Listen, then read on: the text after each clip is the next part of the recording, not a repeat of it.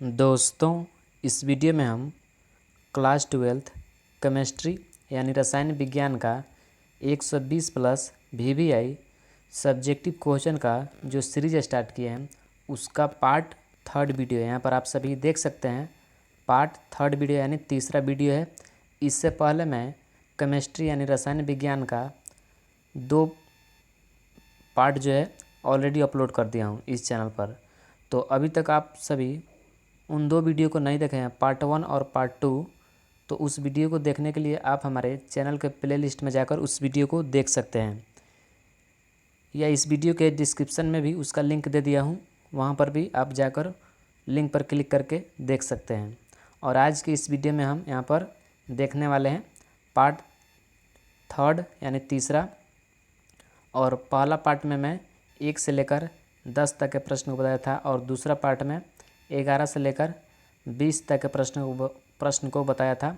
और इस यानी तीसरा पार्ट में जो है हम यहाँ से 21 से लेकर 30 तक के प्रश्न को बतलाने वाले हैं। ठीक है, यानी इस वीडियो में भी हम 10 प्रश्न को बताएंगे जो आपके बोर्ड परीक्षा 2023 के लिए काफ़ी इम्पोर्टेंट होंगे। ठीक है, यहाँ पर भी हम 10 प्रश्न को बतलाने वाले हैं। तो चलिए चलते हैं, वीडियो को स्टार्ट करते हैं। देखिए, मैं जितना भी वीडियो लाता हूँ उन सभी वीडियो में केवल इम्पोर्टेंट ही प्रश्न को लाता हूँ जो आपके बोर्ड परीक्षा के लिए काफ़ी इम्पोर्टेंट है। ठीक है, मैं जितना भी प्रश्न कराता हूँ वो सब आपके बोर्ड परीक्षा में 100% पूछे जाने की संभावना है। ठीक है, तो आप सभी वीडियो को अच्छे तरह से सीरीज वाइज देखने का प्रयास कीजिएगा, न कि किसी पार्ट को देखिएगा और किसी पार्ट को नहीं देखिएगा, तो इससे आपके बोर्ड परीक्षा में जो है प्रश्न छूट सकते हैं।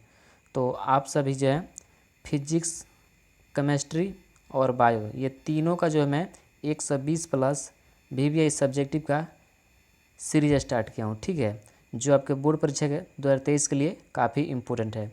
तो अगर आप इन तीनों वीडियो को अच्छे से देखते हैं तो मैं गारंटी के साथ कहता हूँ कि आपके बोर्ड परीक्षा 2023 में फिजिक्स, केमिस्ट्री और बायोलॉजी से जो 2 अंक वाले प्रश्न होंगे वो एक भी नहीं छूटेंगे। ठीक है, मैं गारंटी के साथ कह सकता हूँ। ठीक है, और इससे पहले मैं क्वेश्चन दिया था वो सेम टू सेम लड़ा भी है। ठीक है, जिसका रिजल्ट जो है मैं अपने टेलीग्राम पर अपलोड किया हूँ, आप जाकर देख भी सकते हैं। तो चलिए हम चलते हैं, हम प्रश्न को देखते हैं। देखिए, यहाँ पर पहला इस वीडियो का प्रश्न है, यानी 21 नंबर प्रश्न है। बोला जा रहा है फ्रैंकल दोष क्या है? फ्रैंकल दोष क्या है? 2 उदाहरण दे। ये जो प्रश्न है देखिए यहाँ पर 2011 और 16 और 2022 के, यानी अगले साल ही, मतलब इस साल ही पूछा गया है। ठीक है, देख सकते हैं यह कितना इम्पोर्टेंट प्रश्न है।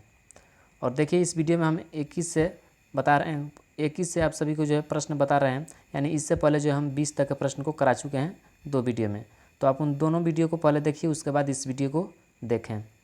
उसके बाद देखिए यहाँ पर बोला जा रहा है फ्रैंकल दोष क्या है? 2 उदाहरण दें।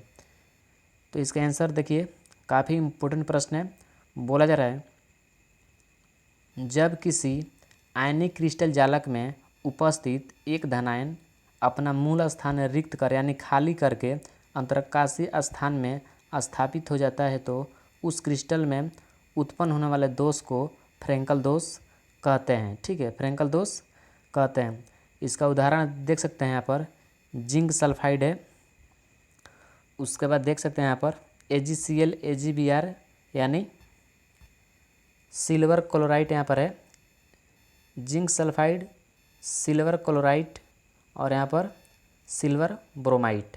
ये जो है किसके उदाहरण है? तो फ्रैंकल दोष के, यानी इन क्रिस्टल में जो होता है वह फ्रैंकल दोष पाया जाता है। आप इन उदाहरण को अच्छे तरह से याद कीजिएगा, क्योंकि यहाँ से जो है आपके बोर्ड परीक्षा में ऑब्जेक्टिव के रूप में प्रश्न जो है पूछे जाएंगे। ठीक है, यहाँ पर देख सकते हैं उदाहरण जो है पूछ दिया जाएगा आपसे कि फ्रैंकल दोष किस क्रिस्टल में पाया जाता है। तो यहाँ पर देख सकते हैं जिंक सल्फाइड है, सिल्वर क्लोराइड है और सिल्वर ब्रोमाइड है। ठीक है, तो आप इन सभी पॉइंट को अच्छे तरह से याद कीजिएगा ताकि आपके बोर्ड परीक्षा में किसी भी रूप में जो है प्रश्न ना छूटे। ठीक है, और गलती ना हो। चलिए एक बार और मैं आप सभी को समझा देता हूँ फ्रैंकल दोष क्या है।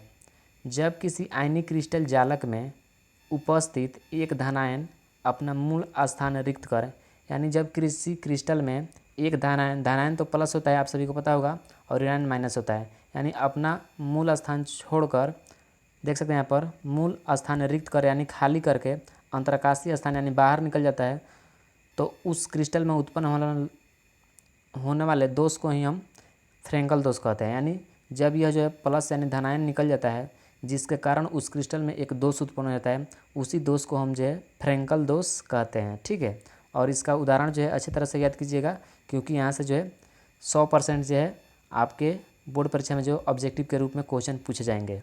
आइए अगला प्रश्न देखते हैं।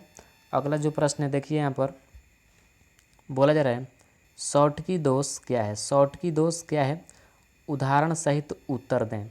और ये जो प्रश्न देखिए 2010, 11 और 14, यानी यह जो प्रश्न है 2022 में नहीं पूछा गया है। हो सकता है यह जो प्रश्न है आपके 2023 के बोर्ड परीक्षा में ज़रूर पूछ दिया जाए। ठीक है, तो आप इन सभी प्रश्न को अच्छे तरह से याद कीजिएगा।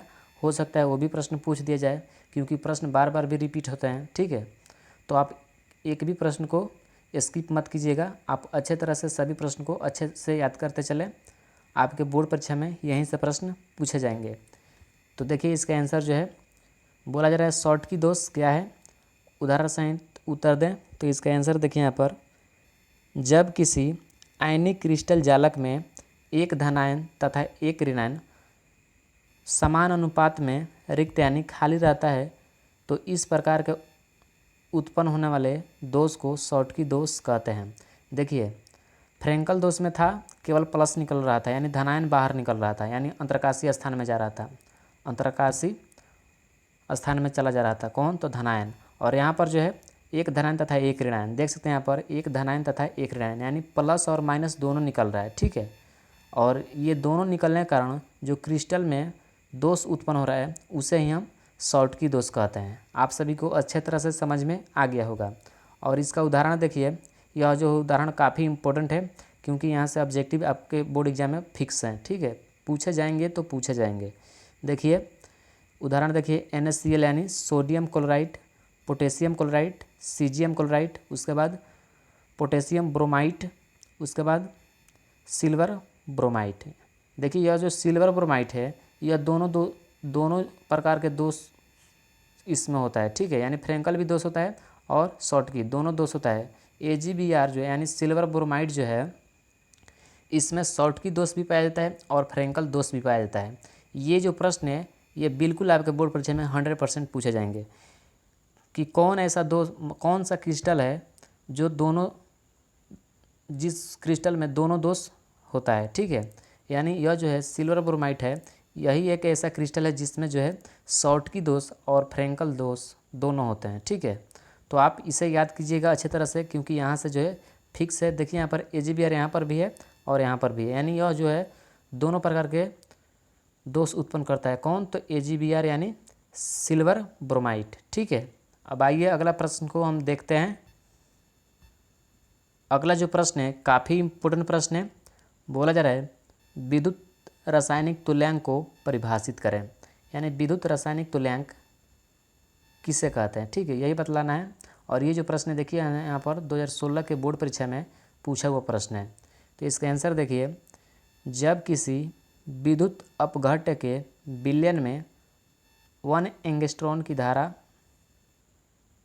एंगस्ट्रॉन यहाँ पर देख सकते हैं, 1A की धारा 1 सेकेंड तक प्रवाहित की जाती है, तो उस इलेक्ट्रोड से मुक्त पदार्थ की मात्रा को विद्युत रासायनिक तुल्यांक कहते हैं। यहाँ पर एंगस्ट्रॉन नहीं होगा, एम्पियर होगा, मुझे तो लगता है एम्पियर ही होगा। ठीक है, जब किसी विद्युत अपघट्य के विलयन में 1 एम्पियर की धारा 1 सेकेंड तक प्रवाहित की जाती है, तो उस इलेक्ट्रोड से मुक्त पदार्थों की मात्रा को ही विद्युत रासायनिक तुल्यांक कहते हैं। ठीक है, अब आइए अगला प्रश्न देखते हैं।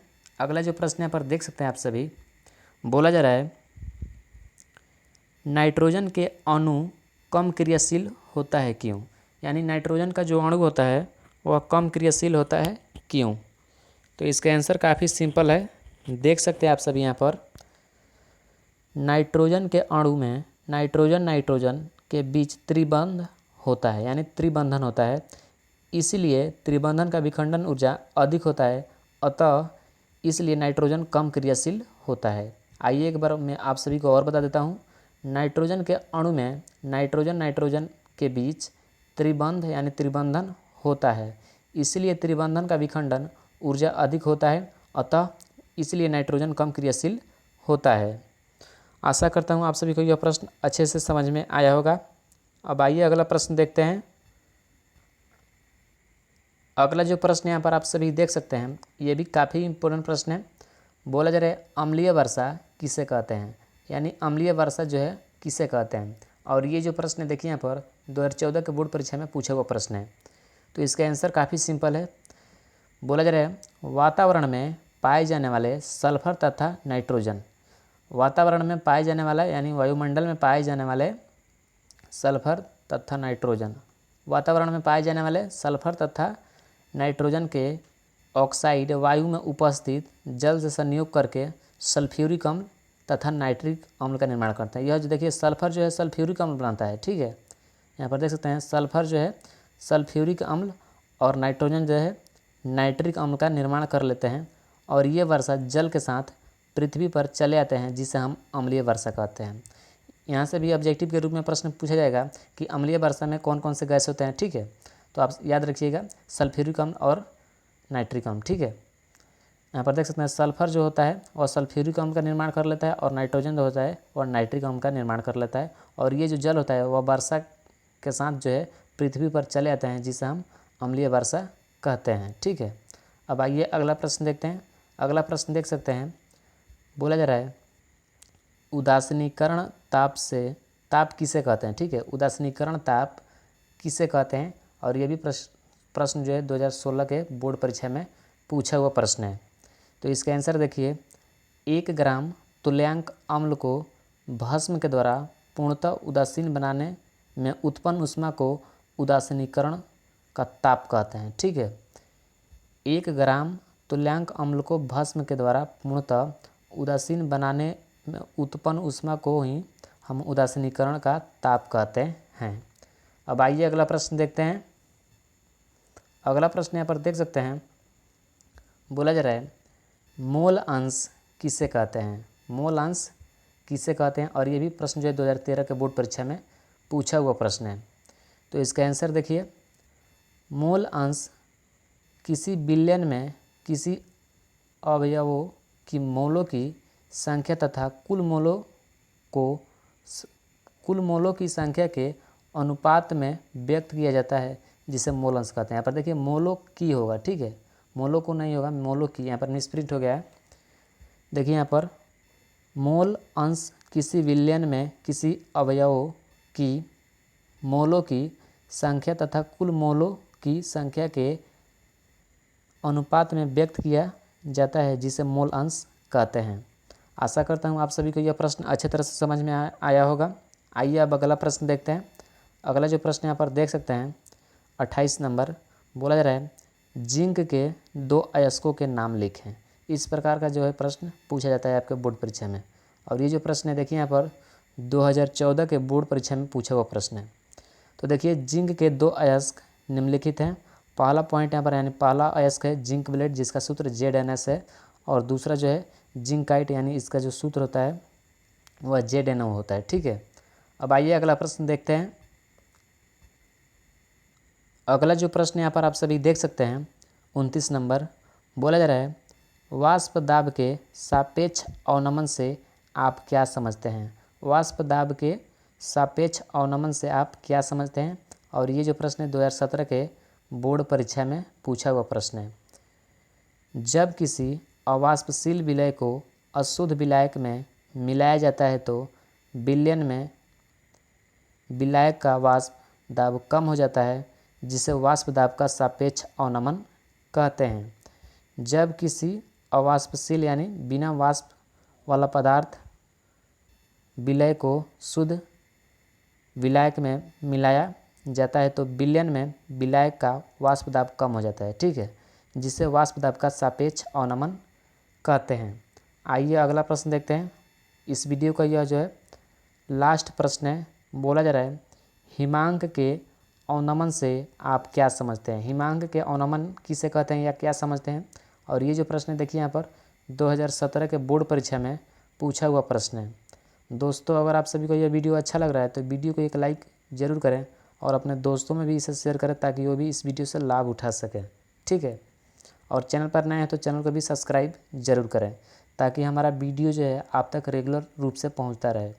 देखिए यहाँ पर बोला जा रहा है, हिमांक के अवनमन से आप क्या समझते हैं।